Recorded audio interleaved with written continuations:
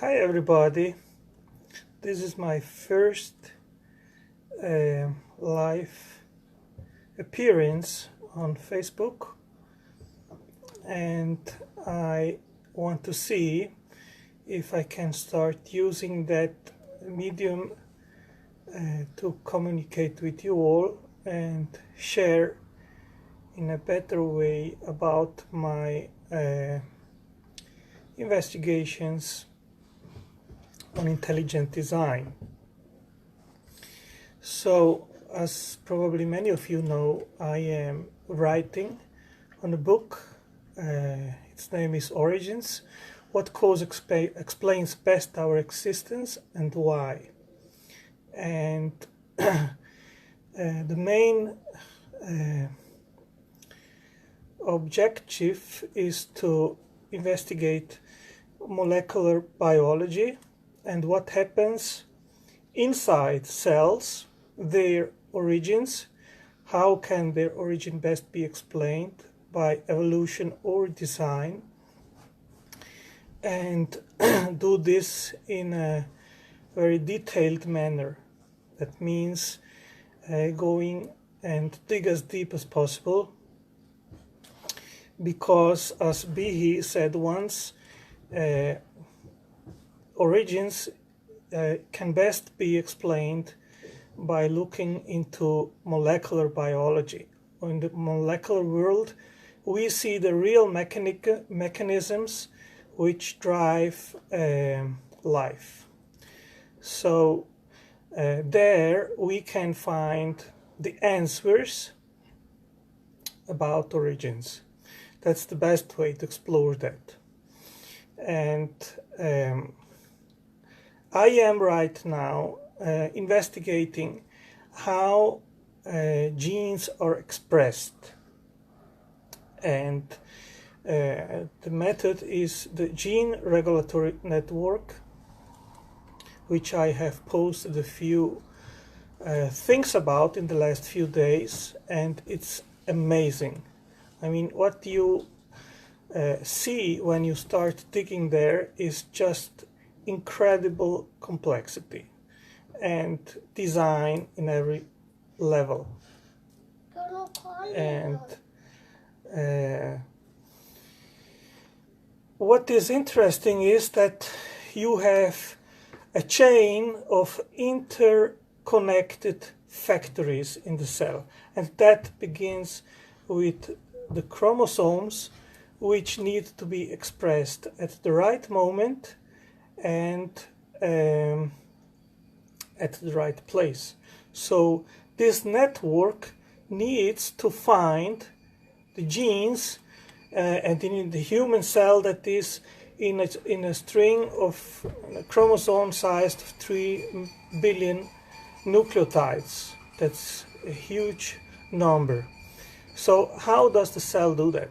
Actually, that is something that is being investigated by science. Science does not have all the answers because it's incredibly complex. But what can be said is as follows: that the gene regulatory network has three main jobs. That is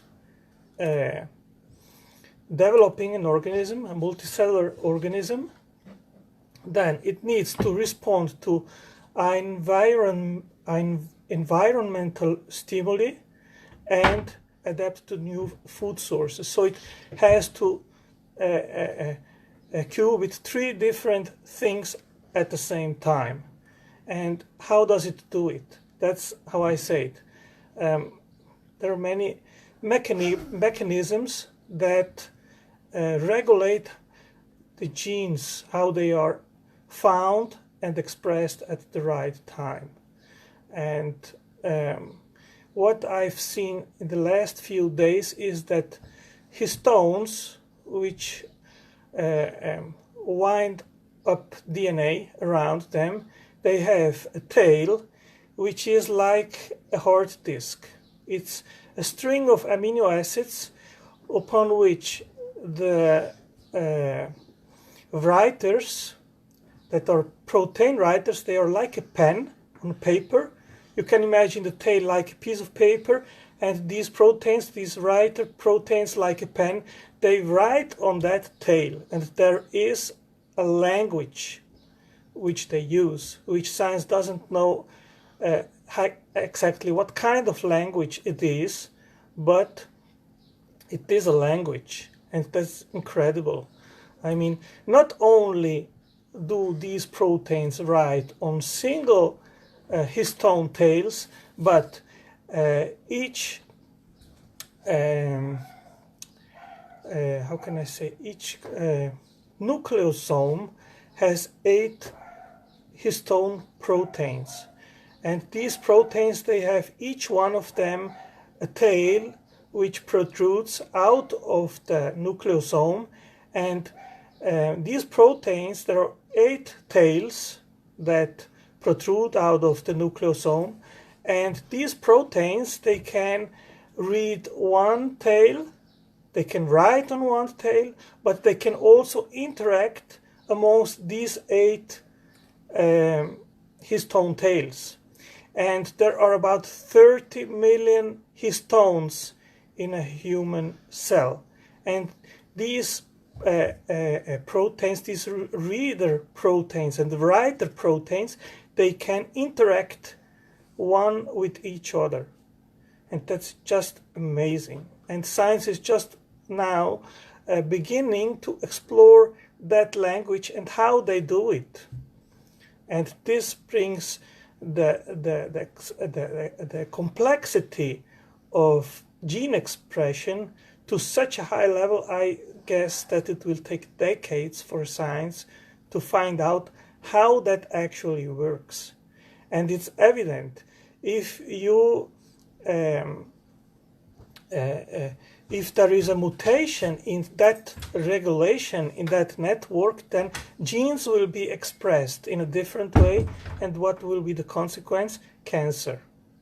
That means that if this whole thing is not fully set up right from the beginning, then it can't work. So that raises the question, how did it come to be? How did it develop? And it seems to me that a gradual fashion, like evolution, can't set it up. I mean, that is a language that has to be set up, upon which different protein readers can communicate with each other. And languages come from intelligence. Languages cannot just evolve. And languages are not something physical. Language is something metaphysical. So this seems to me amazing evidence of design, you know. And so let's suppose you have all this kind of information exchange set up. You need the histone, the histones, the core, the nucleosome. Then you have the DNA wind up on the nucleosomes. And you have all the machinery which can read the messages on the histone tails, which inform the other machinery of the transcription factory. Look, here, that section of DNA has to be expressed. So there is another level of information exchange. From the knowledge of proteins when they read the histone tails, oh, this section of DNA must be expressed, then that information goes to the RNA polymerase transcription machine, which knows, okay, that section of DNA must be expressed. So there is another machinery in place that are transcription factors, which check on the DNA string where is the beginning of transcription. And when that place is found, then a huge new different armada of proteins, they bind to that beginning section of the DNA and start transcription, and the DNA string is transcribed. And they transcribe until a new sign comes which says stop. Here the gene section is finished to be, it's that string that needs to be transcribed, and then the machinery stops to transcribe. And then you have a messenger RNA string which goes through further post-translational modification. It has to be kept, it has to be brought into the right format, and then it will leave the nucleosome where all this kind of stuff happens, and it is transported to the ribosome, which is the translation factory. So you have here three interdependent things. You have the gene expression mechanisms, you have the DNA transcription factory, then you have the product of all this, which is messenger RNA. That's a string of information which travels out of the core of the cell and goes into the cytosol to the ribosomes, and there it will be translated and form proteins. And when the protein string comes out of the ribosome, it is tagged and it will be addressed, and it will go through the another factory which will do further work on the protein. It will fold into 3D form, so there is a transformation from a messenger RNA string, which is a digital form of information, and the ribosome transforms it into a three-dimensional protein, which is analog information.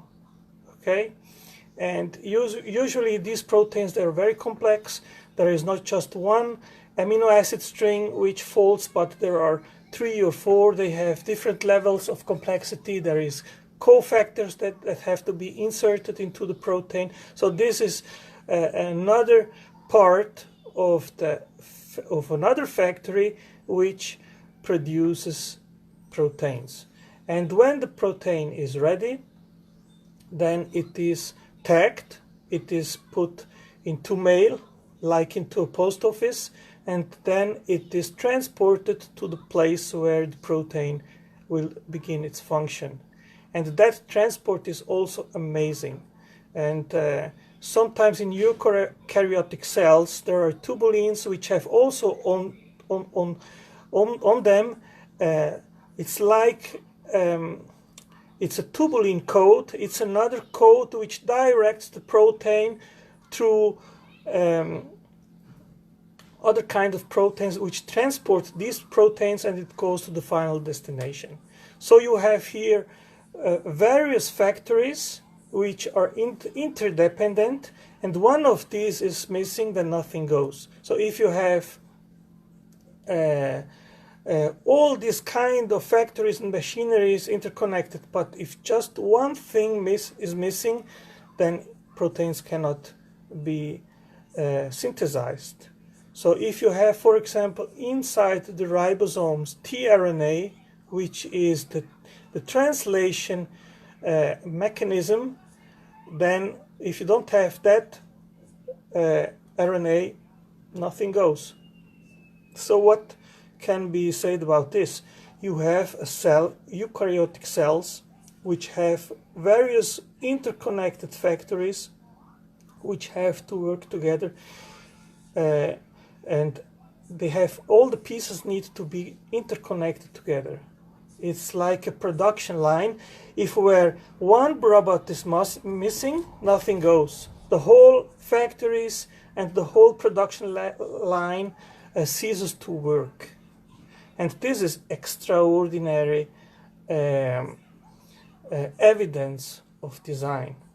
I mean, evolutionary mechanisms just don't explain such things, and Behe's concept of irreducible complexity is more and more evidenced through all these kind of things that I described now.